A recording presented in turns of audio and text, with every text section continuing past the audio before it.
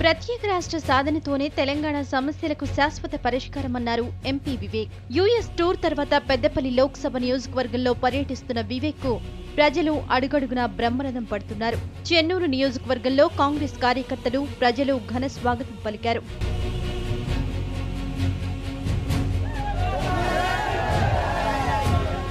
ఇటీవల ఆదిలాబాద్ జిల్లాలో పర్యటించిన సీఎం కిరణ్ దళిత ఎమ్మెల్యేలను అవమానపరిచేలా మాట్లాడడం సమంజసం కాదన్నారు వివేక్. కిరణ్ తీరు వల్ల రాష్ట్రంలో కాంగ్రెస్ మనుగడ ప్రశ్నార్థకంగా మారుతుందని అన్నారు. చెన్నూరు నేషనల్ హైవేకు 20 కోట్లు విడుదల చేసినట్టు చెప్పారు. చెన్నూరు బెల్లంపల్లి మంచిర్యాల నియోజకవర్గంలో 1,00,000 ఎకరాలు ఇంకా ఎక్స్ట్రా కావాలి. దానికి కేవలం 1000 కోట్లు అవుతుంది. కానీ ముఖ్యమంత్రి ఏం చేసిండు? 5,000 కోట్ల రూపాయల ప్రాజెక్టు తిరుపతికి తీసుకుపోయాడు. అది న్యాయమా? ఏమా అవునా కాదా చెప్పాలి, పబ్లిక్ చెప్పాలి. న్యాయమా కాదా? మన తెలంగాణ బిడ్డలు ఇక్కడ అందరూ ఇంతమంది యువకులు ఉన్నారు. వీళ్ళకి వస్తున్నాయా ఉద్యోగాలు? ఏమా తల్లులమ్మా మీరు అందరూ తెలుసు కదా, వస్తున్నాయా? అంతకుముందు గోదావరి ఖనిలో మాజీ స్పీకర్ శ్రీపాదరావు వర్ధంతి సందర్భంగా ఆయన విగ్రహానికి నివాళులర్పించారు ఎంపీ.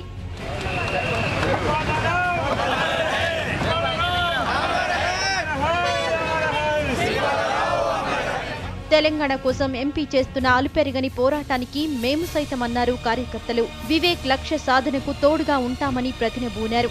తెలంగాణ రాష్ట్ర ఏర్పాటైన ధ్యేయంగానే పనిచేస్తారని వెళుతున్నటువంటి వ్యక్తి మన డాక్టర్ జితేంద్ర గారు. వారి వెంట ఎల్లప్పుడూ ఉంటామని చెప్పి తెలంగాణపై ఆకాంక్షను జనం నోటితోనే వినిపించారు ఎంపీ వివేక్.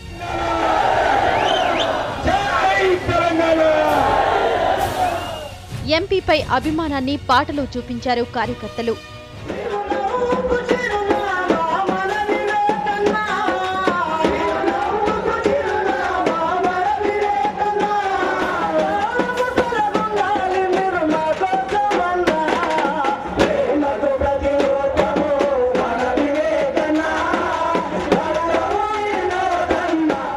కేంద్రం తమపై ఒత్తిడి తెస్తున్నా తెలంగాణ వాదాన్ని వీడేది లేదని స్పష్టం చేశారు మాజీ మంత్రి వినోద్.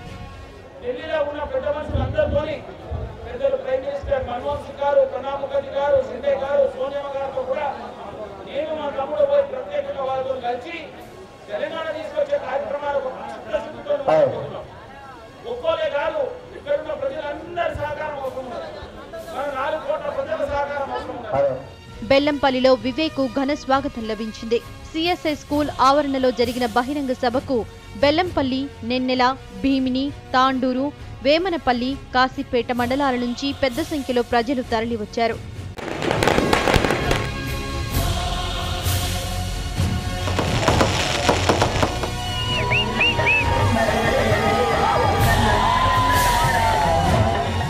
సీఎం కిరణ్ ఎస్సీ ఎస్టీల పొట్ట కొడుతున్నారని బెల్లంపల్లి సభలో ఆరోపించారు వివేక్. సీఎం తెలంగాణ ప్రాజెక్టులను అడ్డుకుంటున్నారని మండిపడ్డారు వివేక్. గ్రామంలో ఎస్సీకి ఇచ్చిన పట్టాలలో అవి గుంజుకొని మన పట్టాలు పెద్దవాళ్ళకి ఇవ్వడం జరుగుతుంది.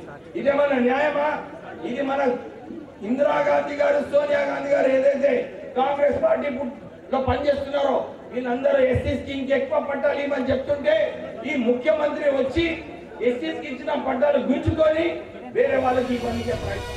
జనం మనిషిగా ఎంపీని నియోజకవర్గ ప్రజలు అక్కును చేర్చుకుంటున్నారు. తెలంగాణ కోసం అహర్నిశలు పాటుపడుతున్న వివేక్ కు తోడుగా నిలుస్తున్నారు.